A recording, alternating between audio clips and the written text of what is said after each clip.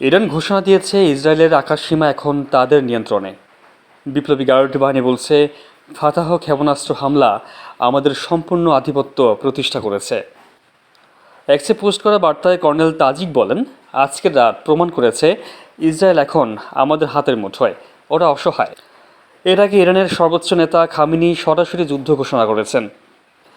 13 June শুক্রবার ভোরে Israel চালায় ভয়াবহ বিমান হামলা 8 শহরে 100-এরও বেশি জায়গায়।